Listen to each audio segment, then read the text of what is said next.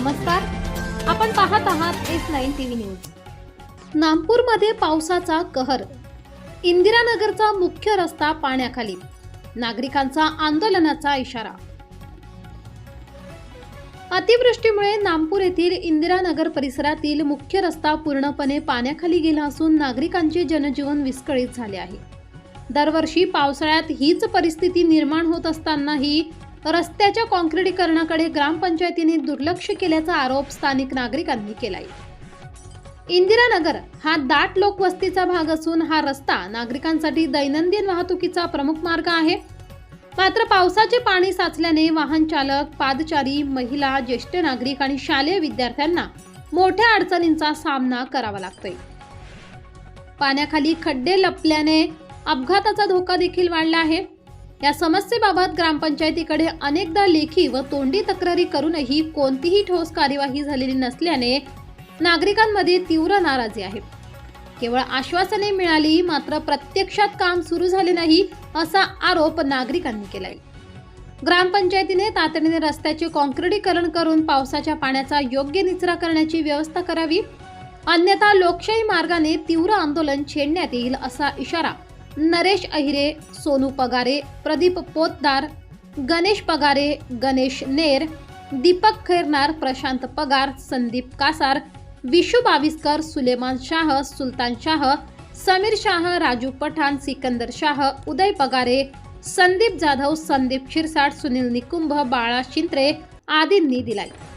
याशिवाय इंदिरानगरसह मालेगाव रोड लगतच्या Swami Samarth housing society, Anand Nagar, Arihant नगर, कस्तूरचंद नगर, मुसळे नगर आणि राजमाता जिजाऊ नगर परिसरातही पिण्याच्या पाण्याची व काँक्रीट रस्त्यांची समस्या गंभीर असल्याचे नागरिकांनी सांगितले। या प्रश्नांकडे तातडीने लक्ष न दिल्यास आगामी ग्रामपंचायत व विधानसभा निवडणुकांवर मतदान बहिष्काराचा इशाराही नागरिकांनी दिलाय। S9 टीव्ही न्यूज नागपूर प्रतिनिधी शरद खैरनार, नागपूर। रात्रीपासून नागपूर परिसरात जोरदार मुसळधार पाऊस सुरू आहे। तर नागपूर येथील इंदिरानगर भागातील मुख्य रस्ता हा पाण्याखाली गेला आहे। पावसाळ्यात दरवर्षी हा रस्ता पाण्याखाली जातो।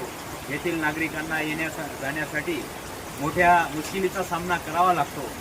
तर ही वसाहत गेल्या 50 वर्षापासून तयार झाली आहे। मात्र या 50 वर्षापासून या रस्त्यावर कुठल्याही प्रकारचा हा काँक्रिटीकरणाचा पक्का रस्ता तयार झालेला नाही। तसेच मालेगाव रोड लगत ही स्वामी समर्थ हाऊसिंग सोसायटी असेल, अरिहंत नगर असेल, मुसळे नगर असेल, तर अनेक अशा नववसाहतीमध्ये पिण्याचे पाण्याची सोय नाही, पक्के रस्ते नाही। तर प्रशासनाने यावरील तोडगा न काढल्यास आम्ही नागपूर येथील नागरिक ग्रामपंचायती मतदान तसेच विधानसभेतील मतदानावर बहिष्कार टाकण्याचा प्रशासनाला इशारा देत आहोत। हा रस्ता इंदिरानगरला जाण्यासाठी मुख्य रस्ता आहे।